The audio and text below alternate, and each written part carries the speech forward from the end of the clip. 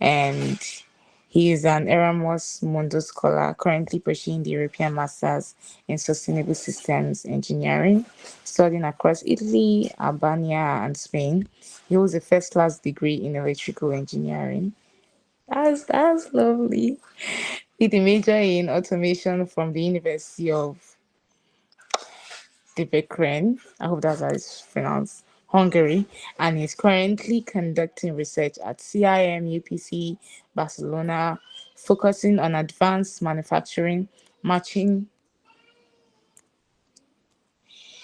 machine learning, and digital twin technologies for metal additive manufacturing. Driven by a passion for education, innovative, and global impact, Limi has built an academic journey that demonstrates how strategic decisions, resilience, and preparation can open doors to fully funded international opportunities. So, through this session, he will share his personal story, the lessons he has learned, and practical insights to encourage young people to position themselves for scholarship, international education, and career opportunities they may not realize on that are within reach around us. So please, everyone, please be clapping emojis and reactions. Just help me welcome Mr. Daniel Limi on the call. Thank you, Miracle. Hi, everyone. Um, I guess I really don't need to introduce myself anymore since Miracle already did the introduction. But yeah, my name is Limi, and yeah, I'm currently like I'm an Erasmus student, and I'm in the final year of my master's. I'm in the final semester actually. Of my master's here, and I'm currently um, I'm currently doing the Erasmus program in Sustainable Systems Engineering here at Universitat Politècnica de Catalunya (UPC) Barcelona, Spain. So yeah, it's a pleasure to be here.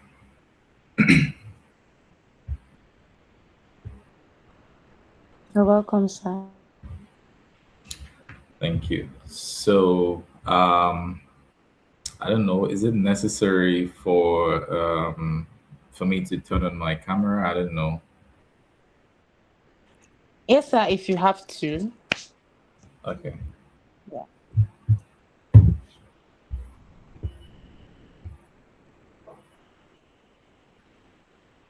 So I don't know if you can see me. Can you? Okay, okay. Yes. So still on the introduction.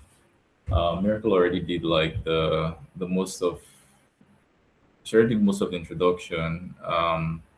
I had my bachelor's degree at the University of Debrecen, Hungary, and I studied electrical engineering. I graduated in 2019, and I came back to Nigeria. I worked in Nigeria for a few years, and yeah, in 2024, I won the Erasmus Mundus scholarship. In the Sustainable Systems Engineering program, and yeah, in my first semester, I was in Italy. My second semester was in Albania, and my third semester it was here in Barcelona. So I did my third semester here, and I decided to remain here also for my fourth and final semester. So yeah, I should conclude the program next month. So yeah, it's been a tough ride, and it's been full of ups and downs. But yeah, it's been a great experience. So yeah, I'm really happy to be here, um, and I'm glad to be a part of this. To share my story, and to make sure that you know people can learn as much as they can from this session. So I would really like this to be like an interactive session. Just if you have questions, ask your questions, and yeah. you have questions, ask whatever you want to ask about, my story, my journey, applying for scholarships and all of those things. So yeah, thank you.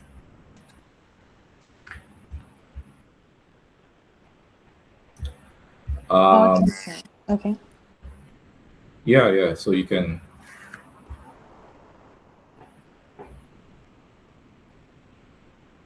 Oh, okay. Thank you very much, sir. Is it possible for you to give us a breakdown of how you started? Yes, and from the very beginning, how you pushed on the website you went to, how you decided to look for scholarship, if you look for all the scholarship found you itself. I don't know. I think it's possible like that for some people. So I'd be like if you can share your journey on how exactly you started, a breakdown because some people have like where they are presently, if it's kind of like relatable to where they are moving. So I don't know if you can share your journey on how it was. Okay. Um, how did I how did I decide to apply for scholarships? So, um, like I mentioned earlier, I started this journey since 2019, to be honest. But the Erasmus scholarship was the first ever scholarship I think I applied for. You know, um, despite my despite my first degree, having a very good first degree, I I never really considered applying for scholarships, even though I wanted to do my masters, and I knew that applying for scholarships, was always going to be a very a very difficult task because like lots of people are always applying, and like the competition is just crazy. So I started in 2019, like wanting to leave Nigeria again because I came to Nigeria 2019 for NYSC, and I finished my NYSC in 2020. And after then, I even though I trained as an engineer, I never worked as an engineer. So I started working in an NGO, and I realized that I was moving away from engineering, and I was doing something else completely. I loved the job. I was learning on the job. Like there were lots of things I was really learning on the job. So it was really new, to me. But then I knew that it wasn't what I wanted to do, right? So I thought about it like, what do I do? Like, you know, I tried applying to so many schools. You know, I applied to so many schools. I remember, I think I started with this Canada application. So I was trying this. I tried the Canada application. After a while, I think it didn't work out. I tried Finland. I tried Finland. I didn't get what I wanted. I tried Denmark. I Because the reason why I tried Denmark was because I had a friend of mine from my bachelor's. We came back to Nigeria around the same time, and he got like a full tuition waiver to go to Denmark. So he told me about applying to Denmark. So I got really interested. So he told me everything he did. I tried, and I was very, very hopeful that I was going to get it. But then when the decision came, I was offered the admission, without the tuition waiver, and I was really disappointed.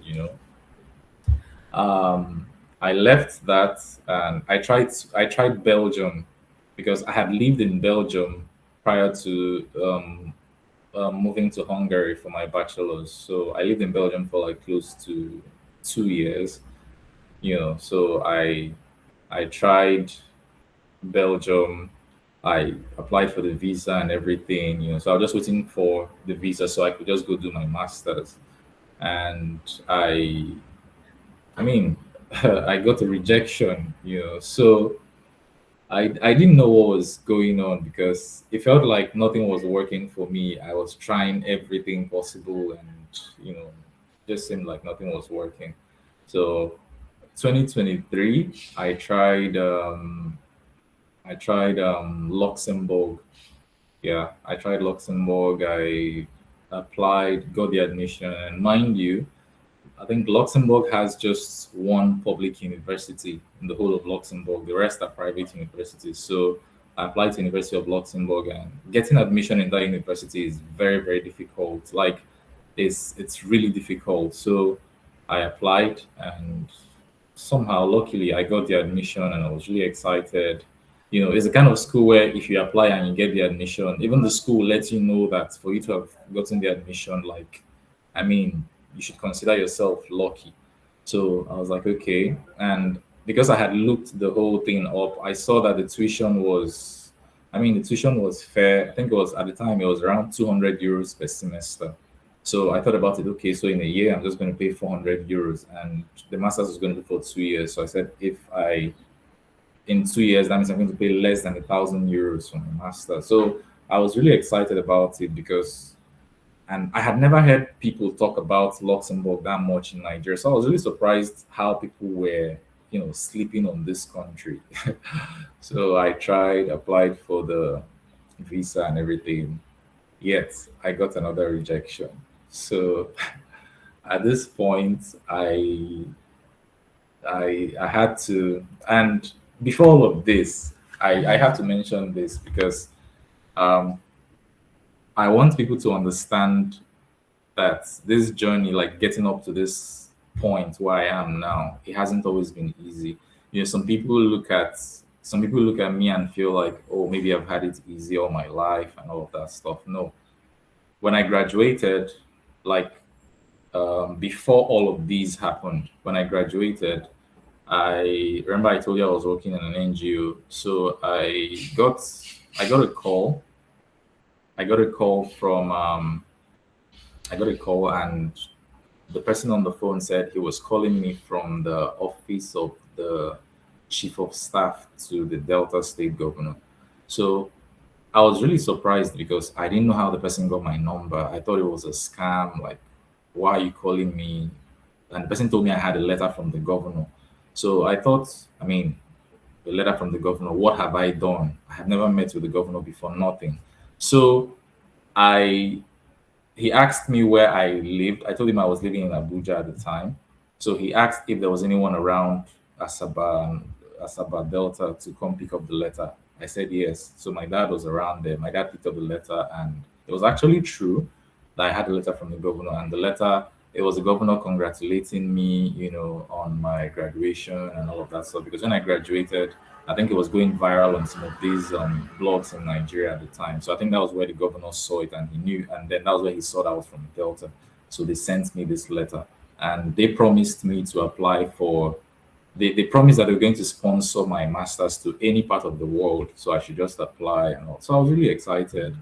You know, I applied, sent my applications to the governor's office. I sent it like close to 10 times. I kept sending my application to the governor's office. So I wasn't getting any feedback from the office of the governor. And mind you, the governor was preparing to, I think he was preparing to, at some point, he became the vice presidential candidate to Atiku in the last presidential election. So after everything, after sending letters to his office, no response, I went to the Delta State Scholarship Board. I wanted them to help me reach out to the governor. I dropped a letter. They promised they were going to do that. Nothing. So my office in Abuja, where I was working, was opposite the National Assembly. For anyone that lives in Abuja, yeah, it was opposite the National Assembly. I went to the National Assembly. I went to the office of the Minority Speaker of the House of Reps at the time, Honorable Ndudi Elumelu, the younger brother to Tony Elumelu of UBA. So he was the one representing my constituency in the House of Reps at the time. I went to his office, and I needed him to help me reach out to the governor, like use his office to reach out to the governor. that he promised someone something and the person has been trying to reach out to him. He promised he was going to do it, nothing. Then the final straw was when I think someone told me about Senator Ned Nwoko, that's Regina Daniel's husband. So I reached out to his team, and I had to even I left Abuja. I flew to Delta, and then I went to his house. And when I met with him, he told me I shouldn't worry. After the election, he was going to handle it, and I wasn't even asking him for money. I just wanted him to help me use his office and everything. Just reach out to the governor, tell him someone from the senatorial district, needs this, and the governor, promised him this, and he's been trying to reach out to you.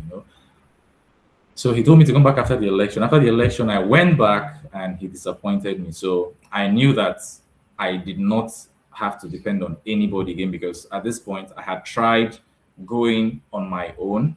My parents were ready to sponsor me. I got rejections from the embassies.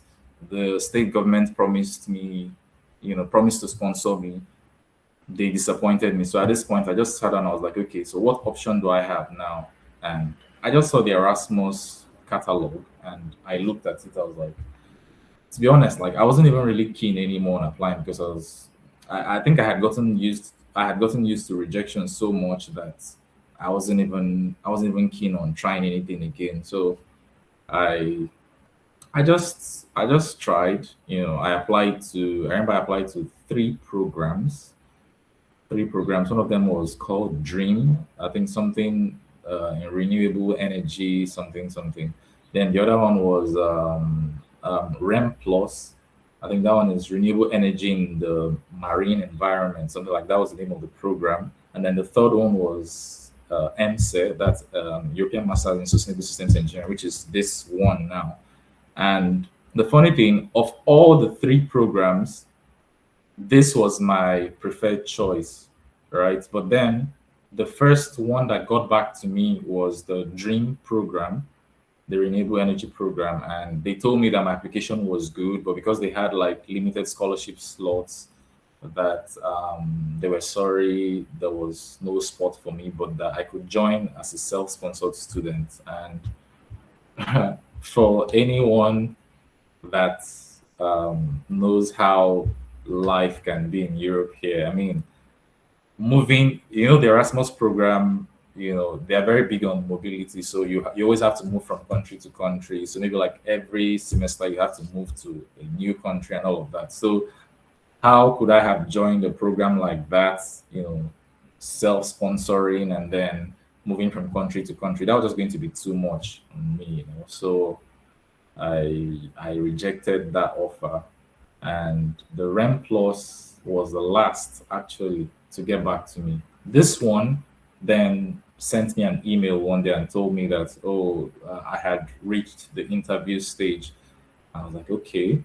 So since I had reached the interview stage, I was really excited, and I had 6 days to prepare for the interview, because if I remember correctly, I got the email on the 13th of March 2024, and my interview was to be on the 19th of March 2024.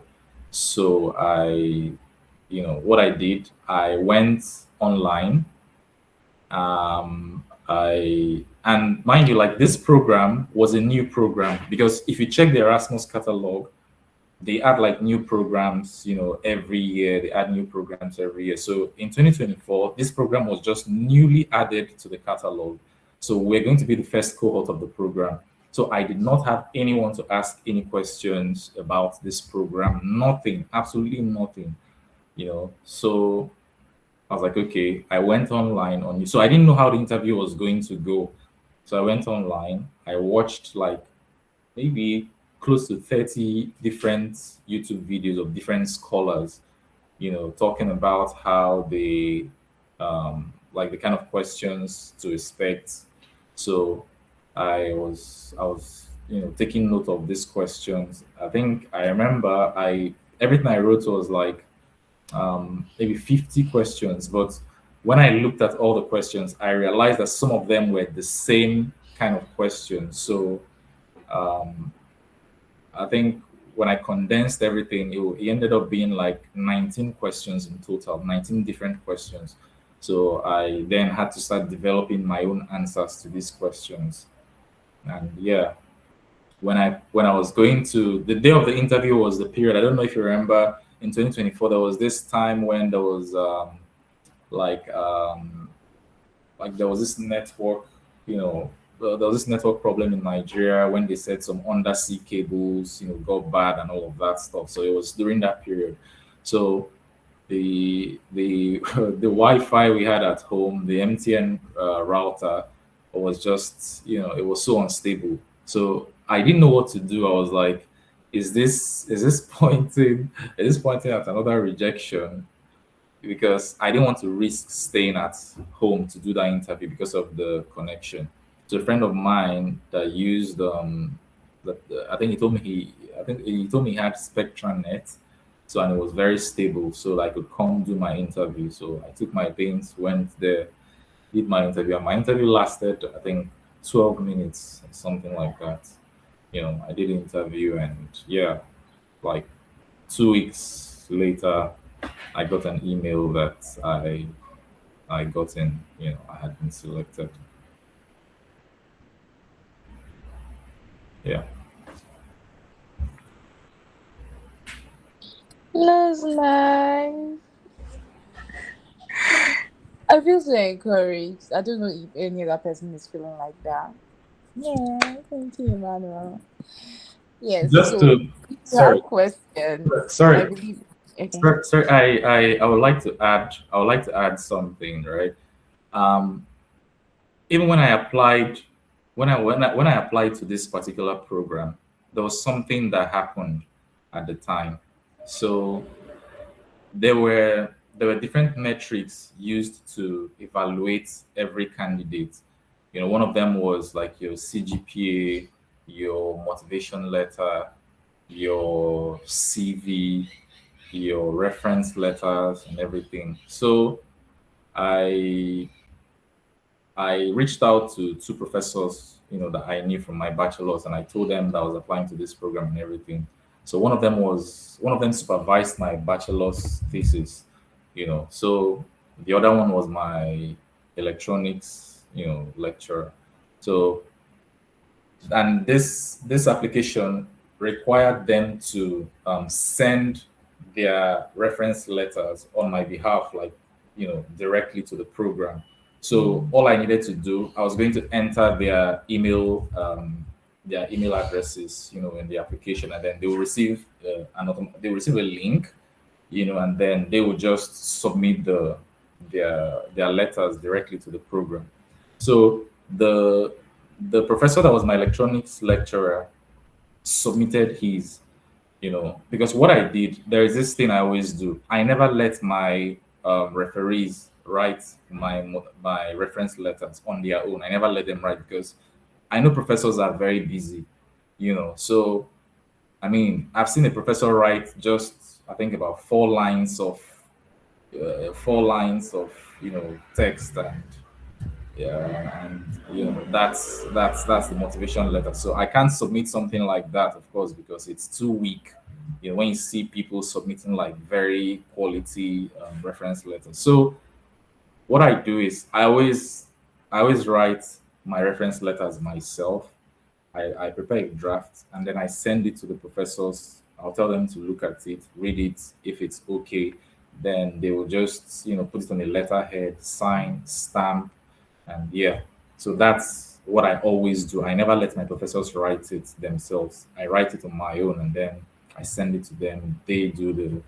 And I remember on the website of this my program, they mentioned specifically that for a reference letter to be considered official, it must be on the letterhead of the university. It must be signed. It must be signed and stamped. So I mentioned this to the two professors. My electronics professor did the right thing and sent his. My supervisor, my supervisor put it on a letterhead, and he signed it, but he didn't stamp it, and he sent it. So when he sent me what he already submitted, and I looked at it, I was like, this guy he didn't stamp this thing, despite mentioning it to him. So I told him, he was like, oh, sorry, that was just an oversight, blah, blah, blah, blah. So he was like, okay, um, is there any way I can write to the program and tell them to delete it from their end so he could resubmit it again? I said, okay. I wrote an email to the coordinator of this program. I told him, because the idea was you must not let them know that you know the content of what your professor sent on your behalf, right? So I just told them that, oh, my professor just reached out to me now that he forgot to stamp the letter. So if there was a way they could delete it from their end, and the coordinator was like, yeah, no problem. Just tell him to follow the rules and everything. So they deleted it, and then they sent me an email and told me that I could tell the professor now to resend. So I told the professor that he could resend now. This time, he signed it, he stamped it, and forgot to put it on a letterhead and submitted for the second time.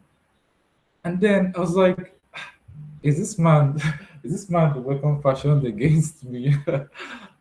So I didn't know what was going on. I was like, how do I tell this coordinator for the second time, that how do I tell this coordinator for the second time that my professor made a mistake?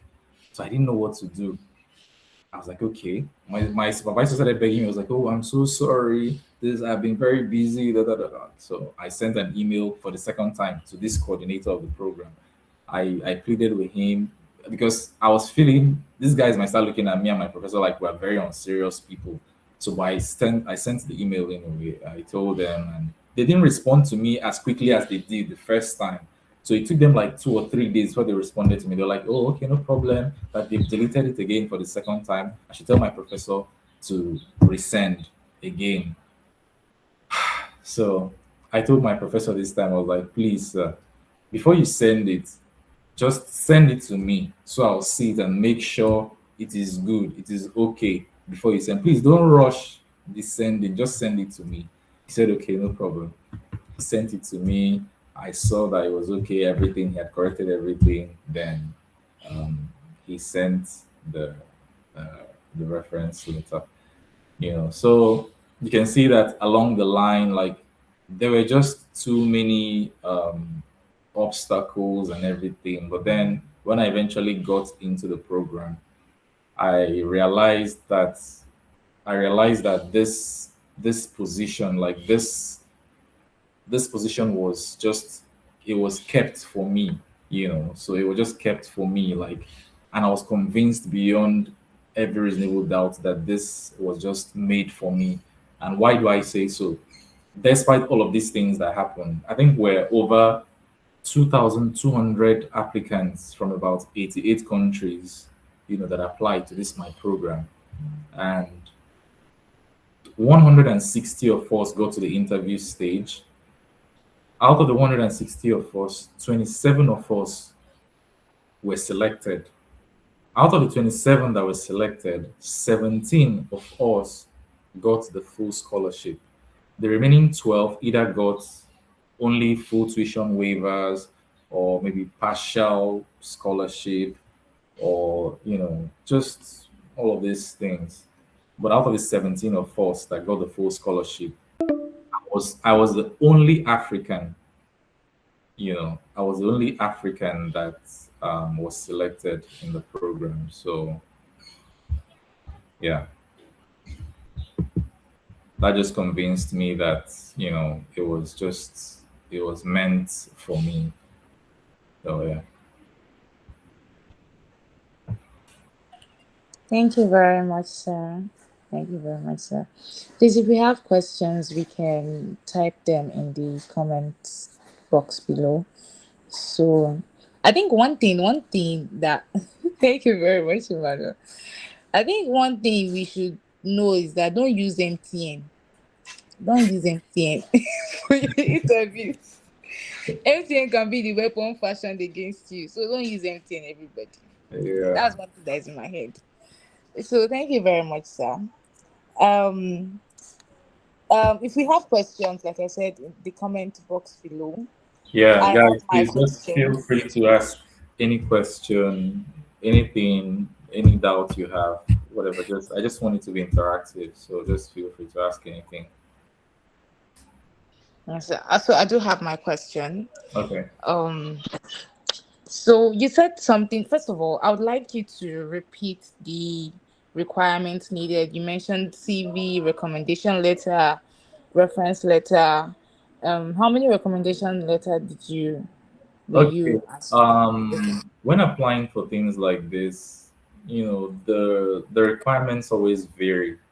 So if you check the Erasmus catalog, the last I checked, there were over 200 programs there in different fields. So the requirements for program A might be different from the requirements for program B. And what do I mean by this? In my own case, you needed to submit your degree, your transcripts, your CV, your reference letters, your yeah, I think these are like the major ones. But for the reference letters, I had to submit two. We asked to submit two, and then your motivation letter as well. That one is a very, very important part of the. It's a very important part of um, the application. So yeah, these were the things that we needed to. Then there were like I mentioned earlier, like there were some metrics that they used to evaluate students. In fact, in my own case, they said the school that you attended was going to be one of the metrics that they were going to use to evaluate you. So they look at the ranking of your school. They look at the ranking of your school, like in the world, but it's not. It doesn't apply to every program, right? So it doesn't really apply to every program. But in my own program, it was one of the metrics. And for things like motivation letter, um, you really have to, like, when applying for things like this, you really have to pay attention to detail. So for the motivation letter, they said we shouldn't write more than 500 words, and they told us things that must be contained in your motivation letter. And one mistake that I always see people make when they write motivation letters, they make them too generic. Like, you can say motivation letter, someone will be like, oh, um, um, my name is this, I'm applying to this. I mean, like, those are very generic things. It's professors that read these things, right? And they've seen a lot of this.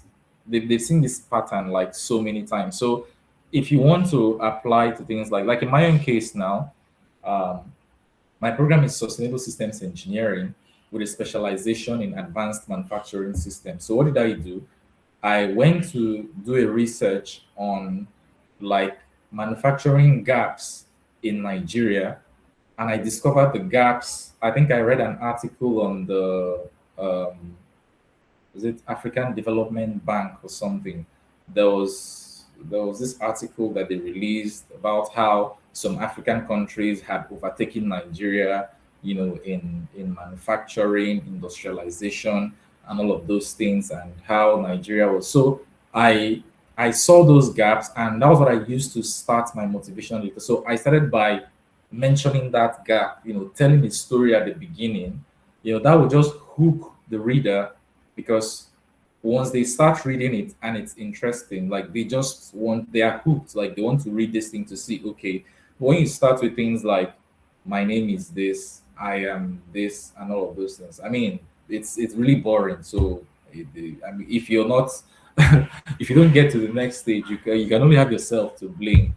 So when people write, it's very important to always make sure that the beginning of your motivation letter is really, really strong. Tell a story, identify a gap, and start with that and all of that. I like sometimes. Let me even tell you, the same year after I got the Erasmus scholarship, I also got PTDF. if you know PTDF, Petroleum Trust Development Fund, something like that in Nigeria. That one's the Nigerian scholarship, the Nigerian overseas scholarship, and I think they're like one of the most reliable, scholarships for people that want to travel abroad. I applied. I didn't even remember I had. I didn't even remember I applied. So, but I got that one shortly after getting Erasmus, and they called me for the interview at PTDF headquarters. I went for the interview, but I went there just for the experience. I didn't need it. Even if I got the scholarship, I wouldn't have taken it over Erasmus, because of course Erasmus is arguably like one of the best scholarships that you can actually get. So yeah, I applied. I went for the interview and everything, and just for the experience, and that was it. I didn't really take it seriously because I had already gotten Erasmus, so that was enough for me. Thank you very much, sir. Okay. I don't know why it says before we end in 8 minutes. Four. Um, I can't find anybody's question in the comment box. So I don't know if someone wants to say out their question out loud, or yeah, but I have another question. Okay. So when we were talking about you personally, you said that you had a first class in your bachelor's degree. So I don't know if that made you getting a scholarship quite easier. So I don't know if I should use the word easier, but like, would it was it like a requirement for you to get your scholarship, or is it like the major requirement in scholarship these days? Is it something that people who are not able to get that particular class can make, people like second class upper, second class lower, if they can still get something, they can still get a scholarship, probably like a full scholarship, Yeah. something like that. Okay, that's a good question. And one thing I want to mention first of all is that um, you don't need to have a first class to apply for a scholarship. It's not a rule that you must have a first class before you apply for a scholarship. No. In fact, it helps. I'm not going to lie. It does help, but it's not a rule. In fact, majority of the Nigerians that got Erasmus in 2024 finished with a 2-1, second class offer. In fact, a friend of mine, another Nigerian guy that I know, told me sometime this year, like he's also in my set, but we're not, like he's in Finland, I think. So he told me just maybe like 2 or 3 months ago that he finished with a 2-2. And I was really surprised because I couldn't believe it that someone with a 2-2 got into Erasmus, knowing how competitive, you know, it can be. So I thought it was a joke, and he actually showed me proof that he finished with a 2-2.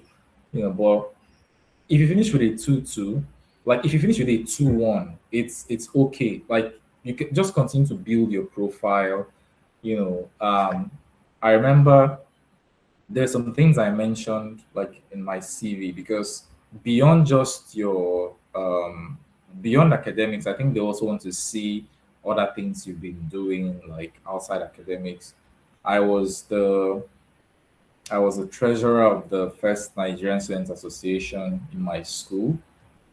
Um, yeah, I mentioned that. I mentioned my work experience. That I worked shortly as a junior automation engineer and all of that. Even though I also worked in an NGO, I didn't mention the NGO in my CV because when you're applying to stuff like this, always mention things that are relevant to the program that you're applying for. Anything that is not relevant to that program you're applying for, just take it out. Don't put it in your CV. It's not necessary. You don't need to overload your CV just to make it full or anything. No, just only include the things that are relevant to that program. So I knew that working in an NGO was not really a necessary information that needed to be on my CV. So I took it out and only include the relevant things there. Another thing for the CV, when applying for Erasmus scholarships, it's always advisable to apply, like it's always advisable for your CV to be in Europass format. Europass format. If you want to know how to build your CV in Europass format, you can go to YouTube, just watch YouTube videos, and you watch step by step how you can do that. It's really easy, because that's like the standard CV that's really accepted here. So you don't really need to have a first class to. And like I said, the the ranking of my university also played a part too. Because I had my bachelor's in Europe, so I think it also helped. But I would say that, I mean, even if you studied in Nigeria, don't worry. It doesn't matter whether you studied abroad or anything. As long as your application is well put together, then you stand a chance. Because majority of the Nigerians, I think we're 104 Nigerians that got Erasmus in 2024 in my set. We're 104 Nigerians. I think we're the most in Africa that year in 2024, but the most in the world was, I think, Pakistan. Pakistan had like over 200 and something people that got Erasmus scholarships into different programs. And the beauty of Erasmus is, um, most Erasmus programs, when you finish, you're not just earning one degree. Some of them you're earning 2 degrees, some you're earning 3 degrees. In my own case, I'm going to be earning 2 degrees. One of them is going to be sustainable systems engineering. The other is going to be computer engineering. So, I mean, what could be better than that? So it's a really good opportunity for anyone that really wants to give it a shot. And I think from September they begin receiving applications again, because different programs have like different dates. So if you're interested, you just go to the Erasmus catalog, look at it, filter it, look at your own field, look at the programs that are there, the requirements, and then just begin to prepare them, gather the things you need one by one, and all of that. So, yeah. Thank you very much, sir. So everyone, I'm just going to call our attention to this. It says the call is going to end in 2 minutes. I don't know why. I have tried checking if I can sort it out from here, but it seems I can't. So everyone will do me a favor. Immediately the call ends, we have to rejoin with the same link. I don't know if that's possible because we still have questions we need to ask. And yeah, so it's going to end under 1 minute. So I need everyone to rejoin with the same link, and hopefully it's gonna work. So um we have questions in the chat box below. Okay. So someone asked if there are job opportunities for teachers in Europe. And yeah, I'd also like to know what exactly is this Erasmus scholarship about, sir? And last question is, what are some information that agents pass across that are false, and how to make sure you don't fall victim to this? So this sounds like I'm doing like a broadcast kind of thing. But please, we're going to need a very, very short break. I'd like everyone to please join us as we clean come back for the part two of this session. And please don't touch that down. Yes, the call is going to end on that in minutes. So please, I'd like everyone to Okay. join. So when we rejoin, then I'll